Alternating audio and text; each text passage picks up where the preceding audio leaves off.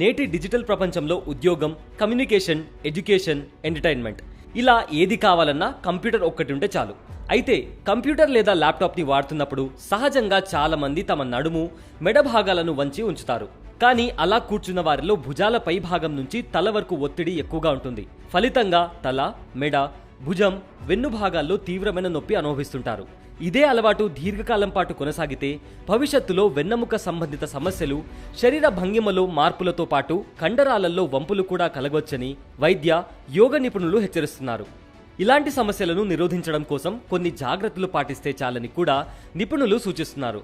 అందులో భాగంగా computer work చేసే సమయంలో చేరికి వెన్ను భాగాన్ని ఆనించి నిటారుగా కూర్చోవాలని, పాదాలను నేలకు పూర్తిగా ఆనించాలని చెప్తున్నారు.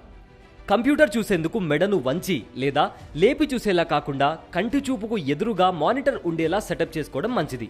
ముఖ్యంగా శారీరక, మానసిక ఒత్తిడికి దూరంగా ఉండేందుకు మధ్య మధ్యలో బ్రేక్స్ తీసుకోవాలని, కుదిరితే స్ట్రెచ్చింగ్ చేయడం ఉత్తమమని అంటున్నారు. వీటితో పాటు సుఖాసన, తాడాసన వంటి యోగా ఆసనాలు వేయడం తప్పనిసరి అని కూడా చెప్తున్నారు నిపుణులు. ఈ రెండు ఆసనాల ద్వారా మానసిక ప్రశాంతత కలగడమే కాక రక్త ప్రసరణ సజావుగా జరుగుతుంది.